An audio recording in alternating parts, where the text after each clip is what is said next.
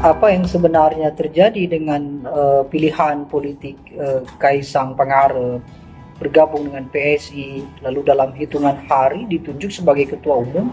Ini sebenarnya menandai bahwa PSI tidak lahir sebagai partai yang substansial, bukan partai yang kemudian betul-betul mengusung nilai dasar perjuangan untuk kepentingan bangsa, melainkan ini hanya partai yang orientasinya sejak awal memang untuk mendapatkan kekuasaan.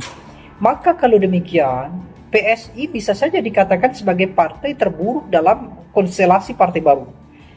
Kenapa? Satu sisi misalnya melakukan klaim bahwa mereka adalah partai yang berisi tentang anak-anak muda, bagaimana ide dan gagasan itu dikedepankan, tetapi sama sekali justru itu tidak terbukti. Kita bisa cek bagaimana generasi-generasi muda di PSI yang justru punya kualitas yang cukup baik, malah hengkang dari PSI dan bergabung dengan partai lain. Juga terkait dengan klaim mereka bahwa PSI dianggap sebagai satu-satunya partai politik yang mengajarkan kepada partai-partai yang lebih lama arti pentingnya regenerasi misalnya. Saya kira penunjukan Giring Ganesa lalu dilanjutkan dengan penunjukan Kaisang Pangarep sebagai ketua umum, ini bukan contoh regenerasi yang baik.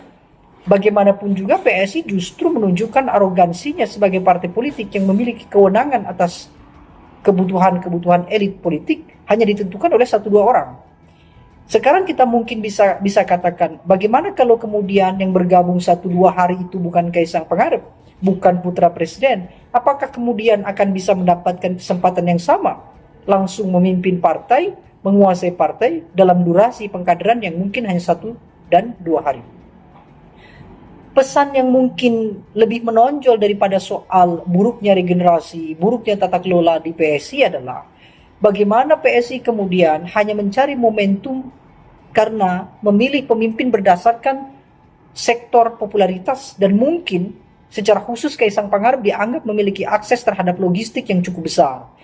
Termasuk juga punya akses terhadap istana dan itu pengaruhnya tentu adalah besar. Apalagi Presiden Joko Widodo yang tidak mungkin bisa dilepaskan dari aktivitas-aktivitas politik, termasuk juga dilepaskan dari harapan-harapan politik yang nantinya mungkin akan digiring oleh Kaisang Pangarep. Meskipun Presiden mungkin menolak kalau dikatakan beliau ikut campur, mengintervensi, memberikan arahan terhadap Kaisang. Tetapi sebagai keluarga, saya rasa tidak mungkin Kaisang tidak mendapatkan masukan, apalagi arahan-arahan substantif terkait dengan arah politik keluarga. Bagaimanapun juga di 2024 misalnya, bagaimana Gibran, bagaimana Bobi ketika relasi dengan PDI Perjuangan tidak begitu bagus, PSI adalah jalur yang tercepat sekaligus jalur terbaik untuk mengusung mereka.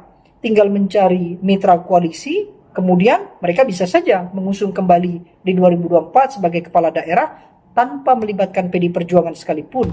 Kenapa? Karena sekarang Presiden Joko Widodo sudah menguasai PSI melalui putranya, yaitu Kaisang Pangarep.